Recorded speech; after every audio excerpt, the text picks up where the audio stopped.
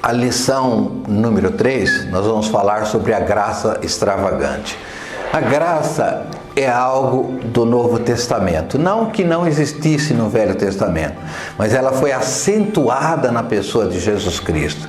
E quem trouxe muita revelação para nós sobre a graça, principalmente, foi o apóstolo Paulo, né? Ele descreveu sobre a graça.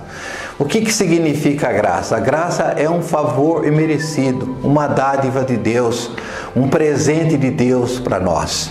Um presente de Deus sem que houvesse uma contrapartida de nossa parte, em que nós pudéssemos oferecer alguma coisa para Ele. Então, a graça, a palavra de Deus nos ensina em João 1,16, que a lei veio por Moisés, mas a graça e a verdade vieram por Jesus Cristo. Então Jesus Cristo é uma espécie de divisória. Antes de Jesus Cristo, a salvação vinha no cumprimento da lei. Depois de Jesus Cristo, nós vamos ver que a salvação vem pela graça e através da fé, diz o apóstolo Paulo.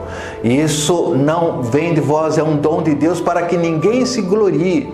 Então significa que a graça é 100% obra de Deus para a nossa salvação.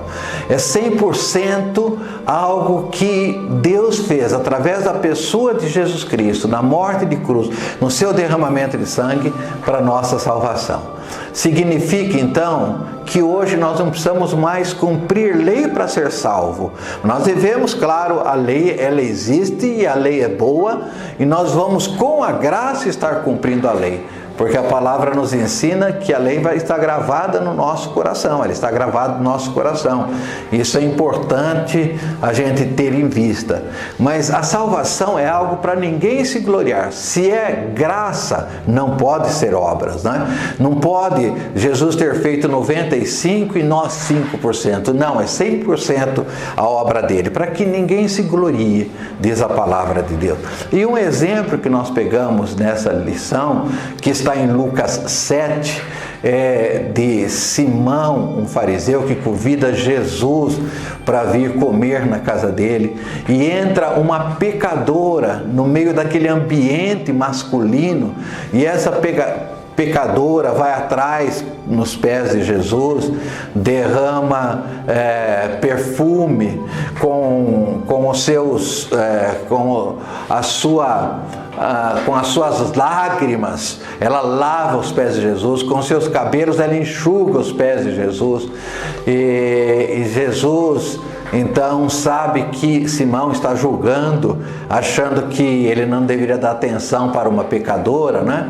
Então ele faz uma pergunta para Simão: se uma pessoa deve 50, vamos admitir 50 mil dólares, seja o que for, e outra deve 500 mil dólares, né? E os dois são perdoados, quem vai amar mais? Simão disse: quem devia mais? Jesus lhe disseste bem, eu vim aqui na tua casa, né, e você não me desse o beijo, o ósculo, né? Essa mulher não parou de beijar meus pés desde que ela entrou nessa casa. Eu vim aqui, você não me desse água para lavar os pés. Essa mulher está lavando os pés com meus pés, com as suas lágrimas. Eu vim aqui, você não ungiste a minha cabeça com óleo. Essa mulher está ungindo os meus pés com óleo. Isso significa que, pelo fato dela muito ser perdoado, muito ela amou. Então, uma comparação que a gente faz aqui nessa passagem é o que a gente chama de uma igreja religiosa e uma igreja quebrantada. A igreja religiosa é essa igreja de Simão fariseu. O que Simão faz? Simão faz bem. Ele amou Jesus, ele convidou Jesus para ir na casa dele. Tem um texto que diz que ele implorou para Jesus ir na casa dele. Uma tradução da Bíblia diz isso, né? E ele convidou pessoas, honrou Jesus, né?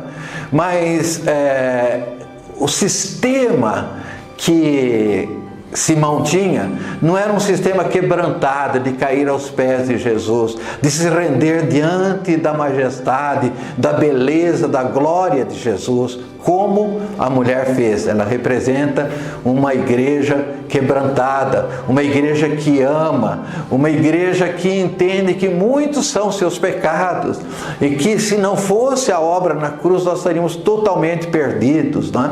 E a gente faz uma pergunta: qual é o tamanho da sua dívida? O tamanho da sua dívida é 50 ou o tamanho da sua dívida é 500? Para Simão, para a igreja religiosa, o tamanho da dívida é de 50. Nós precisávamos mesmo de um Salvador, mas olha, né, quase que a gente estava resolvendo o nosso problema, quase que nós conseguimos, né?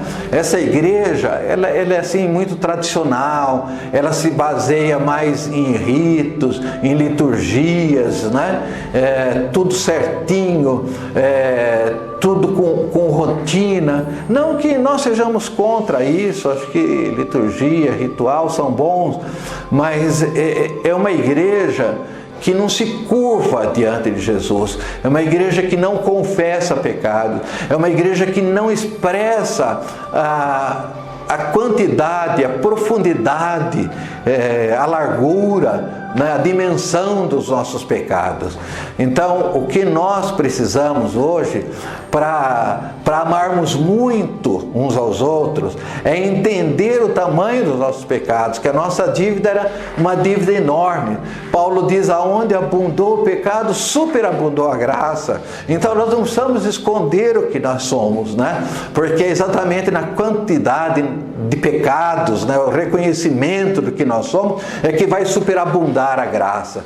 Então, recebendo essa graça, nós amamos muito, porque nós entendemos o grande perdão da cruz, amamos muito a Jesus e amamos uns aos outros também. Isso facilita muito as nossas vidas na unidade do corpo de Cristo, porque nós vamos olhar os irmãos de outras denominações, de outras igrejas cristãs, né? Nós vamos olhar com misericórdia, com muita misericórdia, porque o Senhor teve misericórdia de nós e o Senhor teve misericórdia desse irmão que está frequentando outra igreja ou que tem uma prática diferente da nossa, né? Então a igreja quebrantada, ela tem essa facilidade. É aquela igreja religiosa, ela acha que tudo está certinho, ela tem seu corpo de doutrinas, ela quer que tudo seja do seu jeito, enquanto uma coisa só é necessária.